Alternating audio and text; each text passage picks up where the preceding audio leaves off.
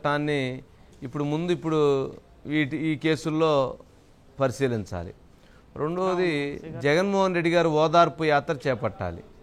ఓదార్పు యాత్ర చేపట్టాల్సింది ఎక్కడి నుంచి అయ్యానంటే ఆ మదన్ మోహను శాంతి దగ్గర మొదలుపెట్టి ఇప్పుడు దువ్వాడ, మరి ఇప్పుడు జగన్మోహన్ రెడ్డి గారు వెళ్ళి వాణికి ఓదార్పు యాత్ర చేయాలా, లేక మాధురిని ఓదార్పు యాత్ర చేయాలా, లేక శ్రీని ఓదార్పు యాత్ర చేయాలో చూడాలి. ఇప్పుడు మరి ఇంకోటి కొత్తగా ఇప్పుడు కాకినాడలో ద్వారంపూడి వారి మీద ఆయన ఏదో ఆరోపణలు చేశారు. మరి అక్కడికి వెళ్ళి ఏమైనా ఓదార్పు యాత్ర చేయాలా? ఇక విజయనగరంలో ఇంకో ఓదార్పు యాత్ర ఒకటి ఉంది. మరి జిల్లాకి అసలు ఇట్లాంటి ఎన్ని ఓదార్పు యాత్రలు ఉన్నాయో ఎన్ని ఉన్నాయో మరి మొదలు పెడితే ఈ యాత్రలన్నీ ఉత్తరాంధ్ర నుంచి వాళ్ళ సెంటిమెంట్ కలిసి వస్తుంది కాబట్టి అక్కడి నుంచి కంటిన్యూ చేస్తే ఏమనండి అజిత్ గారు. స్పాట్ నుంచి సంతోష్ అన్నారు సార్. సంతోష్ వాణి గారు స్ట్రైక్ చేస్తున్నారు. సంతోష్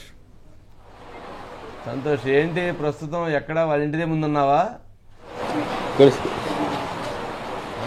ఏదైతే దువ్వాడ వాణి ఏదైతే ప్రదేశంలో అయితే నిరసన చేస్తుందో అదే ప్రదేశంలో అయితే మనం ఉన్నాము. అయితే ఉదయం నుంచి చూస్తుంటే మాత్రం ట్విస్టుల మీద ట్విస్టులు కలుగుతున్నాయి. ఎందుకంటే నిన్నటి వరకు కూడా మాధురి, ఈరోజు చూసుకుంటే మాత్రం వాణి, ఇదే దువ్వాడ వాణి, ఈరోజు చూసుకుంటే దువ్వాడ శ్రీకాంత్.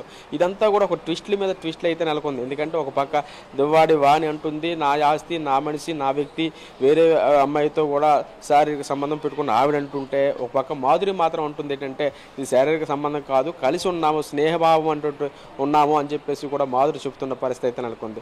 మరోపక్క చూసుకుంటే ఈ రోజు ఏదైతే ప్రెస్ మీట్లో చూసుకుంటే మాత్రం పూర్తిగా దువ్వాడ శ్రీనివాస్ ఒకటే అని చెప్పిన పరిస్థితి. అయితే నేనైతే ఖచ్చితంగా లీగల్గా వెళ్తాను, ఖచ్చితంగా దాంతో డివైస్ చేసుకుంటాను, తనతో ఎవరైతే దువ్వాడ వంత తీసుకొని సహజీవనం అయితే ఖచ్చితంగా చేస్తానని చెప్పేసి మాత్రం స్పష్టంగా మన మహా న్యూస్తో ఎక్స్క్లూజివ్గా మనకైతే చెప్పిన పరిస్థితి అయితే నెలకొంది.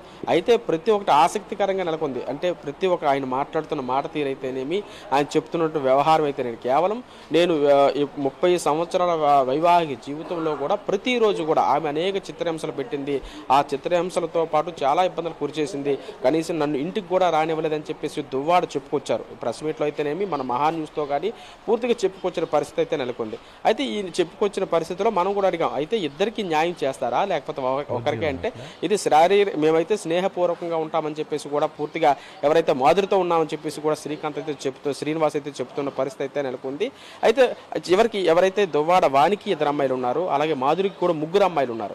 అయితే ఈ యొక్క పిల్లల భవిష్యత్తు ఏం కానుంది, వాళ్ళకి కూడా భరోసా ఇస్తారా అని చెప్పేసి మనం మహా న్యూస్ ద్వారా అడిగితే దానికి మాత్రం ఒకటే సమాధానం చెప్పిన పరిస్థితి. అయితే తండ్రి అయితే అందరికీ కాలేను కదా, ఎవరైతే నా పిల్లలు ఉన్నారు కదా ఆ పిల్లల వరకు మాత్రమే నేను తండ్రి కాగలను అని చెప్పిన పరిస్థితి అయితే నెలకొంది. ఆయనకైతే సహాయపూర్వకంగా అయితే మాత్రం ఖచ్చితంగా అందిస్తానని చెప్పేసి మాత్రం దువ్వాడ శ్రీని అయితే మన మహా న్యూస్తో స్పష్టం చేసిన పరిస్థితి అయితే నెలకొంది సార్. బాగానే ఉంది. ఏంటి ఇప్పుడు మరి రేపు మాధురి వస్తుంది, వాణి ఇప్పుడు అక్కడ ఉంది, ఇల్లు పంచుకునేటువంటి అవకాశం ఉందా? 4G అండి సార్.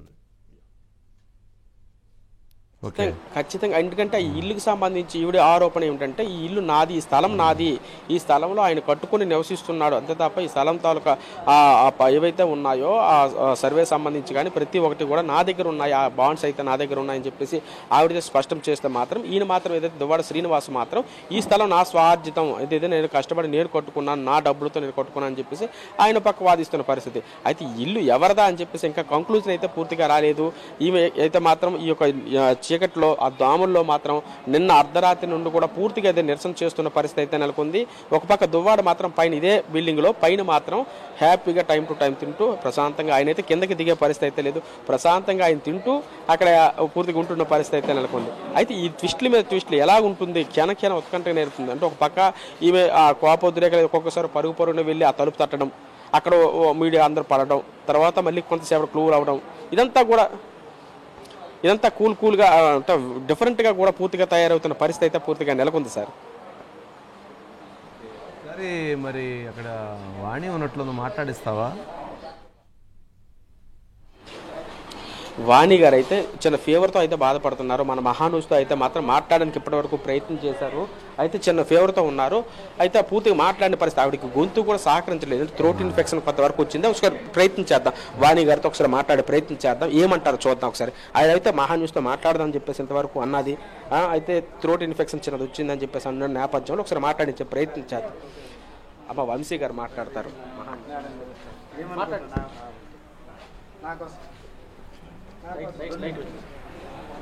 ఆల్రెడీ పొద్దున్న చెప్తాను. ఇప్పుడు ఏ విషయమైనా ఒకసారి చెప్తే 2 సార్లు చెప్తే బాగుంటది. ప్రతిసారి అన్నిసార్లు చెప్పకూడదు. ఏం చెప్తా? ఏ సబ్జెక్ట్ చెప్తాం? పొద్దు నిన్నట్టు ఇక్కడికి వచ్చినప్పుడు అదే సార్, అయితే కేవలం అయితే మీడియా పరంగా ప్రతి ఒక్కరు ఉదయం నుంచి కూడా పూర్తిగా చాలా ఇబ్బంది పడుతున్నారు. ఎందుకంటే ప్రతి ఒక్కసారి పరుగు పరుగున వెళ్ళడం, తిండి లేకుండా ఇబ్బంది పడిన, తలనొప్పి, తర్వాత ఒక పక్క ఫీవర్తో కూడా పూర్తిగా బాధపడుతున్న పరిస్థితి అయితే నెలకొంది. మేమైతే చాలా ఇబ్బందులకు గురవుతున్నాం. ఒక పక్క మానసికమైన మెంటల్ టార్చర్ కూడా అనిపిస్తున్నాం. ఒక పక్క తను ఎవరైతే మాధురి ముందు వాళ్ళని అలాగే ఈ రోజు దువ్వాడ సార్ సరే ఓకే, వాళ్ళని ఇబ్బంది పెట్టడం కరెక్ట్ కాదులే. ఓకే రైట్ సంతోష్, చూద్దాం నెక్స్ట్.